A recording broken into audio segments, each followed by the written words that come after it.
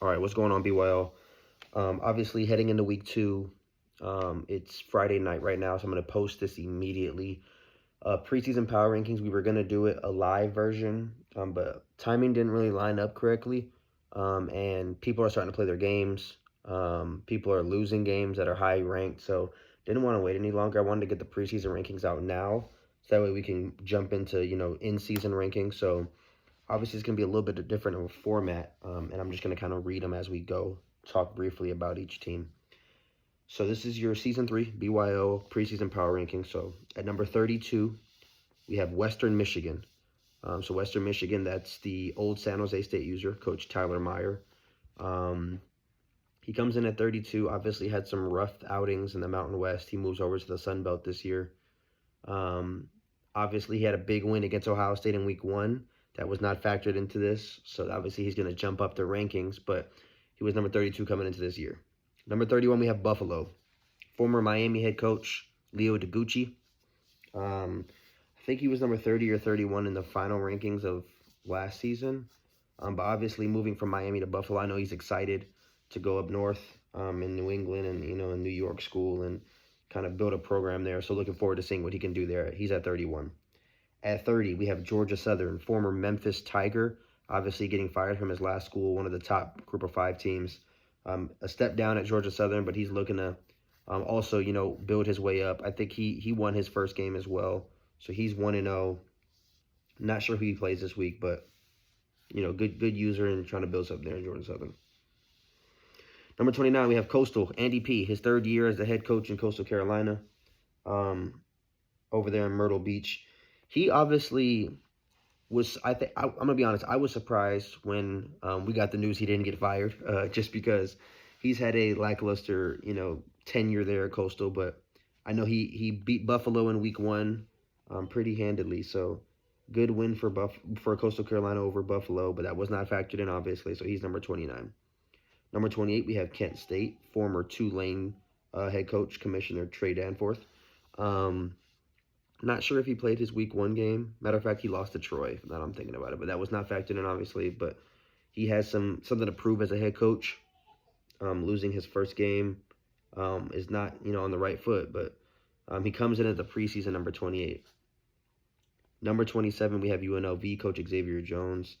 I've been high on Xavier, man. Even though he's had a down coaching career in UNLV, I still feel like he's one of the better users in here. I think he can adjust. He has a lot of close losses. I think either in year 1 or year 2, he had like 4 or 5 of his 9 losses were by 3 or less. So definitely got some work to do with the Rebels, but I think he can do something with them. Number 26, we have Georgia State, Coach Tevin Thomas. Another one of those guys that's hard to rank. I feel like he has a couple of really good key wins, but he also has some bad losses. He was actually number 26 in the last rankings. He didn't move, so he comes in at number 26 for the power rankings in preseason this year. At number 25, we have UTSA. UTSA moved over to the Mountain West in Season 2. Didn't have a great season. Year 1, he definitely declined from year 1, but Coach Rashawn Caraway still is in position to build this team up. The Roadrunners are not a bad school at all. They're in the Texas pipeline, so he can still build them up. I know this is a school he wants to stay at unless a big job comes. Number 24, we have Western Kentucky. Obviously, Zachary McDowell. He's coming off of a better season, or not a better season. I would say it's pretty much the same. I think he went 7-6 the first year, and the second year right around the same, unless I'm wrong there. But I know he played Utah State in week 1. He lost to Utah State, but that was obviously not factored into this. But Western Kentucky at 24. 23, we have App State. App State, formerly known as FIU, Coach Red Smith. He took the App State job after App State went to Michigan. So he's obviously in a position where he can, build what Coach Al had there. And I think Red Smith is fitting right in with App State. So look forward to see what he can do at 23. 22, we have UTEP, Coach Jason Franco, another Texas school. I think I can speak for him when I say that 22 is not where he wants to be. He definitely wants to be a little bit higher. He's a competitive user that feels like he should be in that top 10 range, so he just has to prove himself. So at 22, that's where Jason Franco is. 21, we have Ajmi at Marshall. Another one of those guys where I've been beating the drum about, where he could beat anybody in the league. It just comes down to consistency. He just has to be able to consistently build a program and get the wins when they matter. So he's at 21. At 20, we have Coach Desmond from Hawaii. Obviously, hometown team.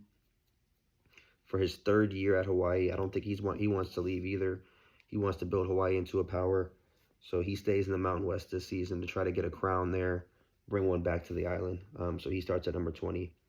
At number 19, we have Utah State. Utah State, had Robert Briggs, a running back who's had 2 monster seasons, so he loses him. But running the ball has been his identity, and I think he can fit in any running back to that scheme and continue to be a competitive team in the Mountain West. Well, actually, no, he moved to the Sun Belt, so he's going to be competing for the Sun Belt championship this year. So look forward to seeing what he can do. At number 18, we have Coach Dane in Toledo. Obviously, a very down year compared to year 1, and he wants to turn it around. I'm sure 18 is not where he wants to be. I think he started off in the top 10 last year and then kind of slowly fell back. So looking forward to seeing if he can get back on track as a head coach in Toledo. At number 17, we have USF. This is Coach Josh, Coach Westside, and he moved from Mizzou to USF. He didn't like the weather in Missouri, so he wanted to go back home to USF. Him and I played in week 1, but that was not factored into this. But he comes in at number 17. A lot of speed on that team, so a very good roster for him. Number 16, we have Oregon State. This is a coach who's been bouncing around the league. He started at Tulsa. He started at Central Michigan, then he went to Tulsa, and now he's at Oregon State. Probably looking to stay here, I would assume. It's a Power 5 team. But he thinks that this team can be a good fit for him, and I'm looking forward to seeing where he can kind of blossom with this roster and this program. At number 15, we have newcomer in the league, Coach Anthony Taylor, Colorado State. Very brash. He's a character. You guys are going to get to know him really soon. He's at 15, right in the middle of the pack. Obviously a new user who is going to have to prove himself in a tough league. So looking forward to seeing what he can do with the Colorado State team. Number 14, we have Texas State. Excuse me. Whew. Oh, excuse me. Sorry, it's getting late up here. Number 14, Texas State. Obviously, Texas State had a down season last year, but he's still in a position where he can win his conference. Obviously, I would say he's one of the favorites in the Mountain West this year. You have Colorado State, you have Texas State. I want to say you have Rice as well. So there's some good teams out there. I think Texas State is one of the favorites. Obviously, he had a very good offseason. I think his team overall jumped about 7 or 8 points. So I'm definitely building something in San Marcos for Texas State. At number 13, we have Arizona. Former Charlotte head coach Alberto V. Got a really good job offer in the Big 12 and took it. Obviously, the Wildcats are a very, very good team, a very fun team to use as well. And he's excited. I know he has a fast running back, so I know he's excited to use his team. I'm looking forward to seeing what he can do in the Big 12. Obviously, I'm in the Big 12, so him and I are going to be vying for that conference championship. So look forward to that. At number 12, we have Akron, Coach Justin Strickland. Another one of those guys who had a down season, but feels like he can, lift himself back up into the thick of things. And when I say down season, I think he had 9 wins. So, and I think I can speak for him when I say that's a down season for his standards. He's the type of user that feels he can win it all. So I know if I were to have a 9-win season, I would think it's the end of the world. So I'm sure he feels the same way. So he's right outside the top 10. I know he wants to get in that top 10. At number 11, we have NC State. This is Coach Trill Evans. He moved over from USF. Obviously, USF winning the American Conference in year 1. And now he goes to the ACC along with another team that we're going to talk about next. But Trill Evans, a really good defensive team at NC State. Really nice uniform. So I'm sure he's looking to kind of make a name for himself at NC State. He may even stay there. So at number 10, as we get in the top 10, we have the other ACC team, Notre Dame. This is Coach Nico Silverio. He moves from Colorado. So he went from Arkansas State to Colorado to Notre Dame. I'm sure he's going to stay at Notre Dame at this point. This is one of the more premier organizations or premier programs in college football. Really good crowd, fan base, uniforms, recruiting. I mean, you name it. This team is set up for success. And I think Nico's going to be a really tough test really tough task having to beat him with that type of team. So he's at number 10. At number 9, we have UAB coach Sean Say. The reason why I feel like he's at number 9, he has the second best team as of all users. He has an 88 overall UAB team. I think they were an 82 before the offseason. He's built this team from the ground up, and he was not here in year 1. He joined in year 2. He didn't have the best year last year. I don't even think he made his conference championship, but the fact that he's building this team up is pretty crazy at the rate he's doing it. So this team's going to be a problem. He has some tough tests as we start the year, so I'm looking forward to seeing how he goes. Number 8, we have Liberty, Coach Grundy. Obviously, it's his 3rd year at Liberty. He's looking to kind of regain the crown. He won his conference last season, so I know he's excited about that. And I'm excited to see if he can repeat. He's no longer in the Sun Belt. He's in the American, I believe. So he's in a position where he doesn't have Caden Salter anymore. He has a new quarterback. So no more 95 overall quarterback. He's going to have to get it out the mud and really prove that he can win at this level without the best quarterback in the game, really. So looking forward to seeing what Grundy could do. At number 7, we have Illinois. Coach Dev Rufus, formerly known as Fresno State. Obviously, I'm very familiar with him, playing with him in the Mountain West. But he takes a Big Ten coaching job. He's fighting Illini. And for what he says, he has a dominant roster, and he's looking to prove it. 1-0, I think he beat Maryland, or he beat some CPU in week 1. So I know he's excited about that. Moving on to week 2 to face a tough Colorado State team who we ranked at 15. So that's going to be a really good matchup. At number 6, we have Nebraska. This is Coach Fred Porter, formerly known as South Alabama. Obviously lost to Rice in the conference championship last year after blowing a 21-point lead. But this Nebraska roster is loaded. I think he has 5 receivers that's 97 speed or faster. He has like 2 DBs that are 99 speed, 2 safeties that are 97 or 95 or something crazy like that. Dylan Raiola, who's a young stud. So Nebraska is going to be a force to be reckoned with for years to come. And I think Coach Fred Porter has a dominant roster to play with, to build, and kind of mold to his standard and his play style. So looking forward to seeing that. Top 5. So we have Michigan at top 5. This is Coach Big Al moving over from App State. Obviously, Michigan won the Natty in real life a year ago. This is not the same roster, but this is still the same fan base, the same, the big house. You have recruiting pipelines. You have just the overall tradition as being a Michigan Wolverine. He's a big Ohio State guy, so we were all surprised when he chose this job, but he's in a position to dominate, being at such a power, and he has so much leverage. He has an advantage. So very smart on his part to take that job. I would have done it as well, because you can immediately get recruits. You can immediately win immediately. So looking forward to seeing what he can do with Michigan. At number 4, we have Rice. We just talked about him. Another guy who came in year 2, won his conference, and has been building this team from the ground up, man. He played Nebraska in week 1 in a conference championship rematch. He did beat him. So based on our rankings, we did get that right. We did get the fact that Rice should be higher than him right now because he did beat him. But we did not factor that in. This is obviously all hindsight.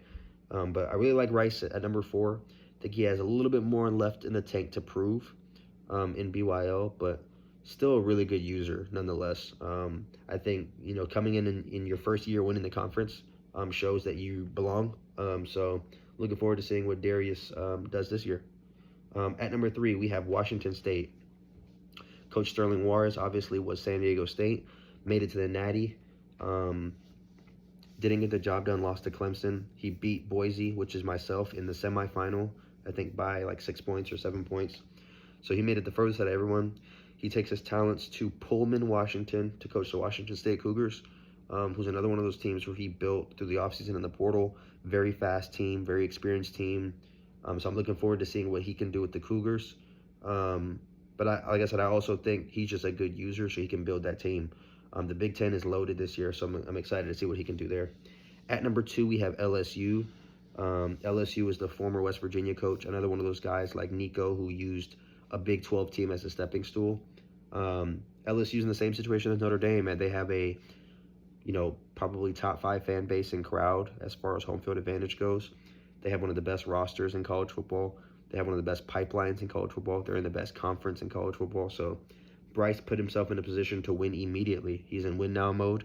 I know he played Liberty in week 1 and beat him, I think by 6, but he had the game in control the whole time.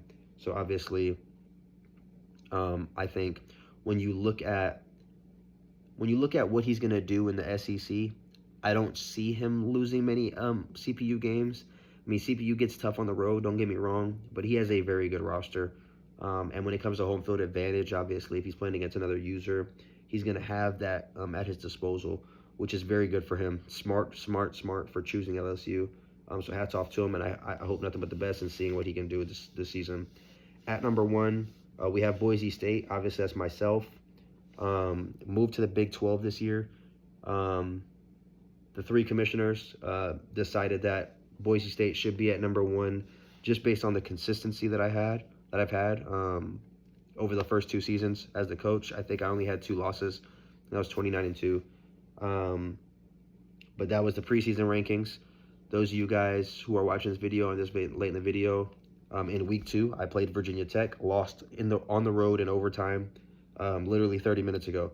So that was another reason why I wanted to put this video out, so that way the next rankings that we do live, we can make sure everybody gets adjusted accordingly, those who have lost, me being one of those people. So that's the rankings. Hopefully you guys enjoyed the video.